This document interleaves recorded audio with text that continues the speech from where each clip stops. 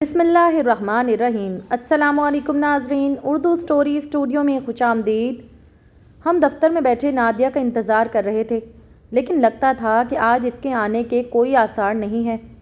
دراصل آج اس کی سالگرہ تھی اور ہم دونوں دوستیں چاہتی تھیں کہ جیسے ہی وہ آئے تو ہم اس کے لیے کیک کا بندوبست کریں اور اس کی سالگرہ منائیں۔ لیکن آج لگ رہا تھا کہ اس نے چھٹی کا پکا پلان کر لیا ہے، کیونکہ وہ عام طور پر 9 بجے تک آ جاتی تھی اور آج 12 بج رہے تھے۔ شمائلہ مجھے کہنے لگی کہ ہم ایسا کرتے ہیں کہ اس کے گھر پر ہی چلے جاتے ہیں، مجھے اس کے گھر کا معلوم ہے۔ میں نے حیرت سے پوچھا کہ تمہیں اس کے گھر کے ایڈریس کا کیسے معلوم، جبکہ وہ تو کسی کو بھی اپنے گھر کا پتہ نہیں بتاتی۔ شمائلہ کی عادت تھی کہ وہ ہر کسی کی جاسوسی میں لگی رہتی تھی، اس لیے کہنے لگی کہ میں نے ایک دن اسے دیکھ علاقے میں دیکھا تھا کہاں ہے تو میں اس کے پیچھے گئی تھی۔ یہ معلوم کرنا اچھا ہی ہوا۔ اب چلو ہم چھٹی کے بعد اس کے گھر پر جائیں گے اور اسے سالگرہ کا سرپرائز دیں گے۔ میں جانتی تھی کہ شمائلہ سرپرائز دینے نہیں بلکہ اس کی ٹو میں اس کے گھر جا رہی ہے۔ میں نے منع نہیں کیا کیونکہ تجسس تو مجھے بھی بہت زیادہ تھا اور میں بھی نادیہ کی زندگی کے بارے میں جاننا چاہتی تھی، خاص طور پر اس کے شوہر کے بارے میں۔ اس لیے میں نے ہاں کر دی اور دفتر سے چھٹی کے بعد ہم دونوں نے کیک خریدا اور نادیہ کے گھر کی طرف رواں دواں ہو گئے۔ وہاں پر پہنچ کر ہم نے دروازے پر دستک دی تو ہمیں دیکھ کر وہ گھبرا سی گئی اور وہ بجائے ہمیں اندر بلانے کے وہ ہم سے کھڑی سوال کرنے لگی کہ ہم یہاں پر کیا کرنے آئے ہیں۔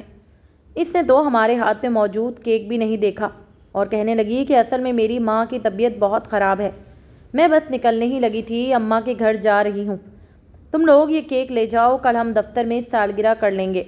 مجھے اور شمائلہ کو صاف صاف محسوس ہوا کہ وہ ہمیں گھر کے اندر نہیں بلانا چاہ رہی۔ شاید وہ وجہ یہی تھی کہ وہ ہمیں اپنے شوہر سے نہیں ملوانا چاہتی تھی، نہ ہی اسے دکھانا چاہتی تھی۔ ہم دونوں بہت غصے میں واپس آ گئے۔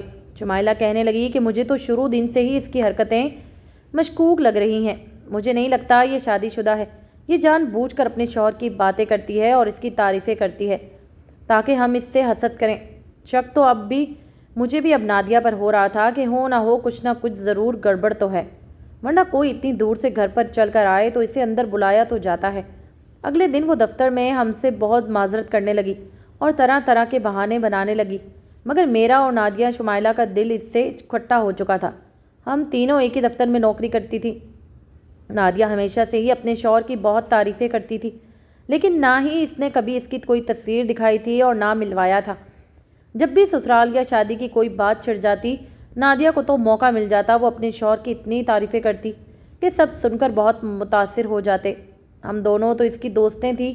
ہم نے اس سے کہا کہ اپنے شوہر کی تصویر تو دکھاؤ، لیکن حیرت انگیز بات یہ تھی کہ اس کے بعد اپنے شوہر کی کوئی تصویر ہی نہیں تھی۔ کہنے لگی کہ ان کو نظر نہ لگ جائے، مگر پھر میں نے اپنے موبائل میں ان کی تصویر نہیں رکھی۔ اور جب دفتر میں 1-2 بار پارٹیز ہوئی تو ہم نے نادیہ کو کہا کہ تم اپنے شوہر کو لے کر ضرور آنا، تمہارے شوہر اتنے اچھے ہیں، تم ان کی اتنی تعریف کرتی ہو، ہم ان سے ملنا چاہتے ہیں۔ مگر تب بھی وہ ہمیشہ کوئی نہ کوئی بہانہ بنا دیتی اور ہر پارٹی پر اکیلی ہی آتی۔ اس بار شمائلہ کہنے لگی کہ ایسا کرتے ہیں کہ کیک دینے کے بہانے اس کے گھر جاتے ہیں اور اسی بہانے اس کے شوہر سے بھی ملیں گے۔ ہم تو اسی لیے ہم لوگ وہاں پر گئے، مگر اس نے تو اتنا برا سلوک کیا کہ ہمیں دروازے سے ہی واپس کر دیا۔ اب ہمیں اس کی کہی گئی کسی بات پر یقین نہیں ہو رہا تھا۔ شمائلہ کی طرح مجھے بھی یہی لگنے لگا تھا کہ وہ شادی شدہ ہی نہیں ہے اور جھوٹ بولتی ہے، اور اسی وجہ سے ہمیں اپنے گھر میں نہیں لے کر جاتی تاکہ ہم اس کی اصلیت سے واقف نہ ہو جائیں۔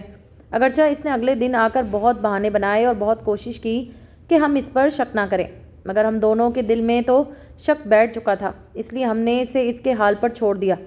میں نے شمائلہ کو کہا کہ ہمیں کیا لینا دینا اگر وہ شادی شدہ ہے یا نہیں ہے، تم اس بات کو اب چھوڑ ہی دو۔ اور شاید ہم دونوں چھوڑ بھی دیتے، مگر اس کے بعد جو واقعہ ہوا اس نے ہمیں سوچنے پر مجبور کر دیا کہ اس کی زندگی میں کچھ تو ایسا ہے جو وہ ہم سب سے چھپا رہی ہے اور شاید اس کو مدد کی بھی ضرورت ہو۔ اس دن ہوا کچھ یوں کہ دفتر سے واپسی پر مجھے اور شمائلہ کو کسی کام سے بازار جانا پڑا۔ وہاں ہم نے دیکھا نادیہ کو، اس کے ساتھ ایک شخص بھی تھا، لیکن چونکہ دونوں کی ہماری طرف پیٹھ تھی اس لیے ہم نے دیکھ نہیں پائے کہ اس کا شوہر کیسا دکھتا ہے، لیکن ہم نے نادیہ کو دیکھ لیا تھا، وہ خاصی گھبرائی ہوئی لگ رہی تھی اور بہت پریشان بھی۔ اچانک ہم نے ایک منظر دیکھا کہ بھیڑ میں چلتے ہوئے اچانک نادیہ نے اپنے شوہر سے اپنا ہاتھ چھڑوایا اور ایک طرف کو بھاگنے لگی۔ وہ آدمی بھی اس کے پیچھے بھاگا اور میں اور شمائلہ سن کھڑے رہ گئے کہ یہ ہوا کیا ہے، وہ اپنے شوہر سے اس طرح کیوں ڈر کر بھاگی۔ ہم لوگ بھی اس کے پیچھے بھاگے مگر تب تک وہ آدمی اسے پکڑ کر رکشے میں بٹھا کر وہاں سے لے جا چکا تھا۔ میں نے کہا کہ مجھے نہیں لگتا یہ اس کا شوہر ہوگا، کیونکہ شوہر سے اس طرح ڈر کر اور پیچھا چھڑا کر بھلا کون بھاگتا ہے کہ وہ کسی مشکل میں ہے۔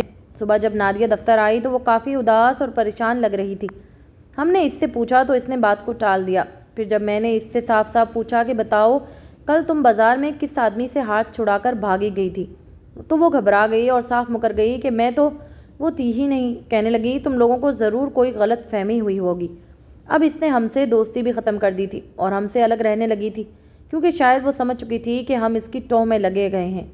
میری دوست شمائلہ تو شادی شدہ تھی جبکہ میری منگنی ہو چکی تھی اور کچھ ہی دنوں میں میری شادی بھی تھی، لیکن نادیہ کی شادی کو کافی سال ہو چکے تھے اور ابھی تک اس کی کوئی اولاد بھی نہیں تھی۔ وہ بتاتی تھی کہ اس کے شوہر کے علاوہ دنیا میں اور کوئی بھی نہیں ہے، لیکن ہمیں تو اس کی کہانی اب جھوٹی ہی لگتی تھی، اس لیے ہم نے اس کی کسی بات پر یقین نہیں کرتے تھے۔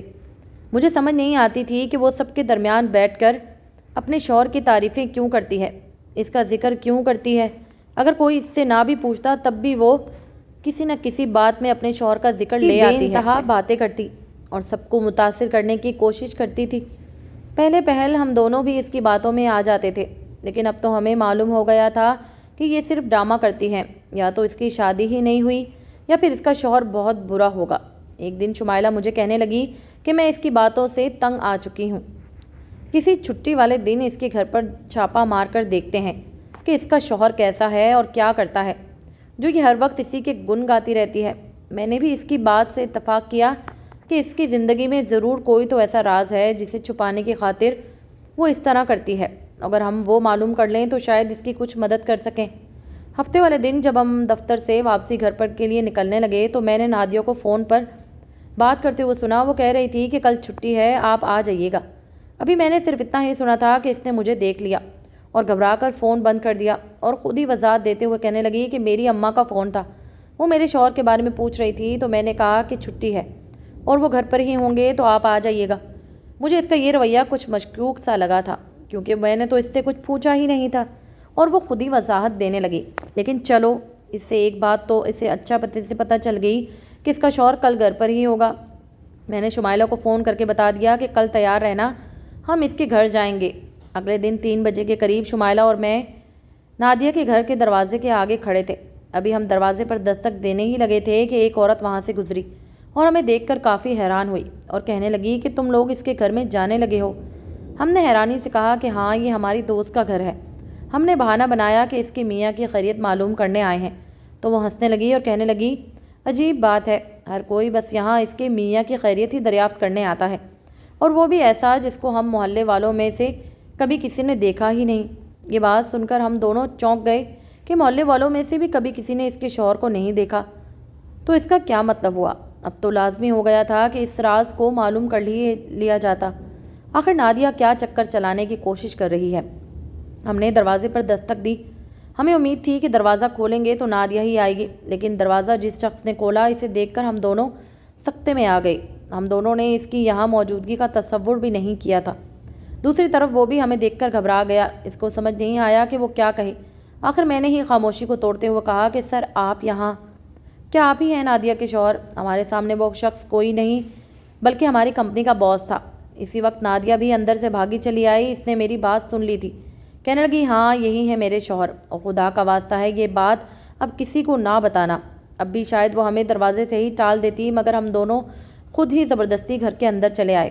وہ ہمیں لے کر ڈرائنگ روم میں بیٹھ گئی اور مجھے سمجھ نہیں آ رہی تھی کہ آخر ان دونوں نے یہ بات کیوں چھپائی کہ وہ میاں بیوی ہیں، اور اب اگر ہمیں پتہ ہی چل گئی ہے تو ہمارے سامنے اتنا گھبرانے کی کیا ضرورت ہے؟ وہ دونوں بہت غیر آرام دہ محسوس ہو رہے تھے اور شاید چاہتے تھے کہ ہم دونوں یہاں سے چلے جائیں۔ آخر میں نے نادیہ سے کچھ پوچھنا چاہا تو اس نے اشارے سے مجھے منع کر دیا اور ہم دونوں گھر واپس آ گئے۔ مجھے سمجھ نہیں آ رہی تھی کہ اگر اس کی شادی باس سے ہوئی تھی تو ان دونوں کو یہ راز چھپانے کی کیا ضرورت پڑی؟ ہم میں سے کسی نے اسے کیا کہنا تھا؟ پھر اچانک مجھے خیال آیا، ہو سکتا ہے کہ باس پہلے سے شادی شدہ ہوں اور انہوں نے چھپ کر نادیہ سے دوسری شادی کی ہو، اس لیے وہ اب تک کسی سے بھی اپنے شوہر کو نہ ملوانا چاہتی ہو تاکہ ان کا راز نہ سامنے آ جائے۔ اگلے دن جب وہ دفتر آئی تو ہمارے آگے ہاتھ جوڑ کر کہنے لگی کہ یہ بات کسی کو بھی مت بتانا ورنہ میری بہت بے عزتی ہو جائے گی۔ ہم دونوں کے درمیان یہ معاہدہ طے ہوا تھا کہ ہم یہ بات کسی کو بھی نہیں بتائیں گے کہ ہماری شادی ہو چکی ہے، اس لیے جب تک مناسب وقت نہیں آتا اور ہم خود اس بات کو ظاہر نہیں کرتے، تم دونوں بھی یہ بات کسی کے آگے بیان مت کرنا۔ اب سمجھ چکی تھی کہ اس بیچاری کی سچویشن کیا ہوگی، اس لیے میں نے وعدہ کر لیا۔ ظاہر ہے دوسری بیویوں کو بہت سوچ سمجھ کر چلنا پڑتا ہے، اگر باس کی پہلی بیوی کو پتہ چل جاتا تو وہ ہنگامہ مچا دیتی۔ ہمارا یقین دلانے پر ہم یہ بات کسی کو نہیں بتائیں گے، وہ سکون میں آ گئی۔ دن یوں ہی گزرنے لگے۔ شمائلہ کے شوہر کا ٹرانسفر دوسرے شہر ہو گیا تھا، اس لیے وہ تو وہاں چلی گئی اور اب میں یہاں پر اکیلی رہ گئی تھی، کیونکہ نادیہ بھی جاب چھوڑ چکی تھی۔ اس نے جاب کیوں چھوڑی اس نے یہ نہیں بتایا تھا، اور نہ ہی میں نے پوچھا تھا کہ یہ اس کا ذاتی اور نجی معاملہ ہے، مجھے دخل نہیں دینا چاہیے۔ لیکن مجھے باس پر بہت حیرت ضرور ہوئی تھی کہ اتنا وقت گزر گیا ہے، اب تو ان کو اپنی شادی کے بارے میں سب کو بتا دینا چاہیے۔ ایک دن میری طبیعت بہت خراب ہوئی اور میں ہسپتال گئی تو وہاں میں نے نادیہ کو دیکھا۔ اس کے ساتھ ویل چیئر پر ایک آدمی تھا جو بہت ہی بیمار دکھائی دے رہا تھا۔ وہ اس کو ڈرپ لگوانے ایمرجنسی میں لے کر آئی تھی اور اس نے شاید مجھے نہیں دیکھا تھا۔ میں نے وہاں ایک نرس سے اس کی طرف اشارہ کر کے پوچھنے لگی تو وہ کہنے لگی یہ دونوں میاں بیوی ہیں، شوہر کئی مہینوں سے یہاں ایڈمٹ ہے۔ میں یہ سن کر تھوڑی الجھن پر پڑ گئی کہ یہ وہ کیا کہہ رہی ہے، یہ اس کا شوہر تو ہرگز نہیں ہو سکتا تھا، ضرور اس نرس کا کوئی غلط فہمی ہوگی۔ میں اس کے پیچھے ایمرجنسی وارڈ میں گئی، وہ مجھے دیکھ کر پریشان ہوئی تو اس نے بہت جلد خود کو سنبھال لیا۔ میں نے کبھی اس سے پوچھا کہ یہ تمہارے کون لگتے ہیں تو وہ مجھے لے کر کمرے سے باہر آ گئی اور بتایا یہ میرے کزن ہیں اور یہ بہت بیمار ہیں اور ان کی بیوی گھر پر نہیں تھی، تو مجھے ان کی خیریت معلوم کرنے آنا پڑا۔ میں نے ان سے کہا کہ میں ان کی خیر درافت کر لوں تو کہنے لگی نہیں ان کی ضرورت نہیں، تم جانتی ہو نا میں کن حالات سے گزر رہی ہوں، میں نہیں چاہتی کہ میرے خاندان کو بھی اس بارے میں کچھ پتہ چلے۔ شاید اس نے اپنی شادی کے بارے میں اپنے رشتہ داروں کو بھی نہیں بتایا ہوگا۔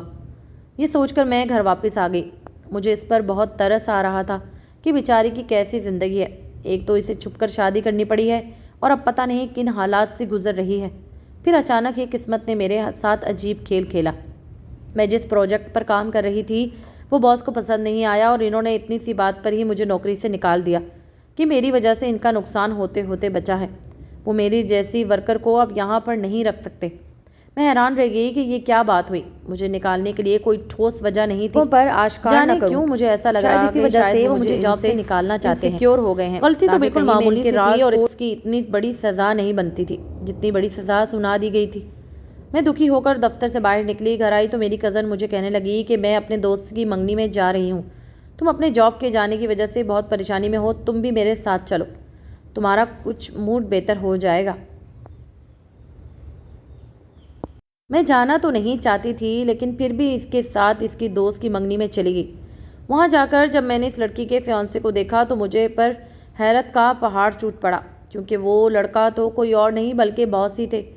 میں ان کو یہاں دیکھ کر بہت ہی زیادہ حیران ہو گئی تھی کہ ان کا یہاں پر کیا کام، یہ تو پہلے سے 2 شادیاں کر کے بیٹھے ہیں، اب تیسری لڑکی سے منگنے کر رہے ہیں۔ میں نے اپنی کزن سے پوچھا کہ یہ کیا چکر ہے تو وہ کہنے لگی تمہیں ضرور کوئی غلط فہمی ہوئی ہے، ان کی تو ابھی تک ایک شادی بھی نہیں ہوئی۔ یہ سب تو میں ہرگز بھی سمجھ نہیں پا رہی تھی کہ ہو کیا رہا ہے۔ میں نہیں چاہتی تھی کہ میری دوست نادیہ کے ساتھ کچھ غلط ہو، اگر یہ اس کا شوہر تھا تو اس کا کوئی حق نہیں بنتا کہ کسی اور کے ساتھ منگنی کرے۔ میں نے سب کے سامنے جا کر شور مچا دیا کہ یہ شخص تو پہلے سے ہی شادی شدہ ہے اور یہ میری دوست کے شوہر ہیں، میں ان کی کمپنی میں کام کر چکی ہوں۔ مجھے اپنے سامنے دیکھ کر باس کی رنگت اڑ گئی۔ اس نے کبھی سوچا نہیں ہوگا کہ جس ڈر کی وجہ سے اس نے آج مجھے نوکری سے نکالا ہے وہی ڈر سچ ثابت ہو جائے گا۔ سب نے سوالیہ نظروں سے باس کی طرف دیکھا تو وہ صاف مکر گیا اور کہنے لگا میری تو کوئی شادی نہیں ہوئی ہے، یہ لڑکی جھوٹ بول رہی ہے۔ میں نے اسی وقت نادیہ کو فون کر کے بلایا اور جب وہ آئی اور میں نے اسے گواہی دینے کے لیے کہا یہ سب کو بتاؤ کہ یہ تمہارا ہی شوہر ہے، تو میرے قدموں تلے سے زمین نکل گئی جب اس نے بھی میرے جھوٹا قرار دے دیا اور کہا کہ یہ تو صرف میرے باس ہیں، میں نے کب کہا کہ یہ میرے شوہر ہیں۔ اب سب کے سامنے میں جھوٹی پڑ چکی تھی اور مجھے یہ کسی صورت بھی گوارا نہیں تھا۔ اسی وقت اچانک میرے ذہن میں اس نرس کی آواز گونجی جس نے مجھے بتایا تھا کہ وہ بیمار آدمی ہی اس کا شوہر ہے۔ میں نے نادیہ کو جھنجھوڑ کر کہا کہ اگر تم سچائی نہیں بتاؤ گی تو اس لڑکی کی زندگی بھی تباہ ہو جائے گی، اگر تم نہیں بتاؤ گی تو تم مجھے جانتی ہو کہ میں تمہارے بارے میں سب کچھ معلوم کروا سکتی ہوں، میں تمہارے محلے والوں کو بھی بلواؤں گی اور شمائلہ کو بھی اگر گواہی دے گی، ہم دونوں کے سامنے تم نے اس شخص کو اپنا شوہر کہا تھا اور یہ تمہارے گھر پر ہی تھا۔ اتنی ساری باتیں سننے کے باوجود بھی وہ ماننے کو تیار ہی نہیں تھی، مگر جب پھر میں نے پولیس کی دھمکی دی کہ مجھے تم ایک فراڈ عورت لگ رہی ہو تو رونے لگی اور کہنے لگی کہ مجھے فراڈ عورت نہ ہو، میں تو زندگی اور حالات سے لڑتی ہوئی ایک مجبور عورت ہوں جس کا فائدہ اس شخص نے اٹھایا۔ جس شخص سے تم اس دن اسپتال میں ملی تھی وہی بیمار اور مفلوج آدمی ہی میرا شوہر ہے جس کے علاج کی خاطر مجھے نوکری کرنی پڑی۔ اس شخص کی تو شروع سے ہی مجھ پر نظریں خراب تھی اور جب اس کو میرے حالات کا پتہ چلا تو اس نے مجھے مدد کی پیشکش کی، بلکہ بدلے اس کو میرے ساتھ کچھ وقت گزارنا تھا۔ میرے شوہر کی اگر وقت پر سرجری نہ ہوتی تو وہ ہمیشہ کے لیے بستر پر رہ سکتا تھا، اس لیے مجھے اس کی بات ماننا پڑی۔ یہ اسی دن میرے گھر آیا تھا جس دن تم لوگوں نے اسے دیکھا تھا۔ اپنی اور اس کی عزت بچانے کی خاطر میں نے جلدی سے جھوٹ بول دیا کہ یہی میرا شوہر ہے۔ اس کے بعد بھی یہ اکثر وقتاً فوقتاً میرے گھر پر آتا رہتا تھا اور میرے ساتھ وقت گزارتا تھا۔ بدلے میں مجھے پیسے ملتے جس سے میں اپنے شوہر کا علاج کروا رہی تھی۔ میں تم لوگوں کو اپنے شوہر کے بارے میں اس لیے بتاتی رہتی تھی کہ تاکہ دفتر میں کسی مرد کو یہ نہ لگے کہ میں لاوارث ہوں یا میرے سر پر کسی کا سایہ نہیں ہے۔ میں اپنے محلے والوں کو بھی اپنے شوہر کے بارے میں بات کرتی تھی تاکہ وہ بھی جان لیں کہ میں اکیلی عورت نہیں ہوں۔ اگر مجھے اپنے شوہر کی جان بچانے کے لیے پیسوں کی ضرورت نہ ہوتی تو میں کبھی بھی اپنی عزت اور ایمان کا سودا نہیں کرتی۔ اس کو ڈر تھا کہ کہیں تم ہمارے بارے میں سب کچھ جان نہ لو، اس لیے اس نے مجھے نوکری چھوڑنے کا کہہ دیا تھا۔ یہ ساری کہانی سن کر مجھ سمیت وہاں پر موجود ہر کوئی بھی یقین تھا کہ وہ اتنی گھٹیا بھی ہو سکتا ہے، اور اس نے شاید مجھے بھی آج اس لیے جاب سے نکالا تھا کہ اس کا سچ دوسروں کے سامنے نہ آ سکے، مگر قسمت میں جو لکھا ہوتا ہے وہ تو ہو کر ہی رہتا ہے۔ اس کا سچ آج سب کے سامنے اسی طرح آنا تھا۔ جس لڑکی کی اس سے منگنی ہونے جا رہی تھی اس نے اسی وقت انگوٹھی اتار کر پھینک دی اور منگنی توڑ دی۔ اس کی عزت سب کی نظروں میں دو کوڑی کی ہو کر رہ گئی تھی اور سب لوگوں سے اسے ملامتی نظروں سے دیکھ رہے تھے اور باتیں سنا رہے تھے۔ اس سارے قصے میں مجھے صرف نادیہ کے ساتھ ہی ہمدردی تھی۔ وہ بیچاری کتنا کچھ سہتی رہی اور ہم لوگوں اس کے بارے میں غلط گمان کرتے رہے۔ سچ ہے کہ کسی کے بارے میں بھی جانے بغیر اس کے بارے میں رائے کام نہیں کرنی چاہیے۔ اس واقعے کے بعد نادیہ اپنے شوہر کے ساتھ دوسرے شہر منتقل ہو گئی تھی اور مجھے بھی ایک بہت اچھی نوکری مل گئی تھی۔ رہا وہ شخص جس نے اس کے ساتھ اتنا برا کیا تو دنیا میں تو وہ ذلیل ہو ہی گیا تھا اور مجھے یقین تھا کہ آخرت میں بھی وہ پکڑا ہی جائے گا۔ دوسروں کی عزت خراب کرنے والے رسوا ہی ہوتے ہیں۔ آپ کو ہماری کہانی پسند آئی ہے تو چینل کو سبسکرائب لازمی کریں۔ اللہ حافظ۔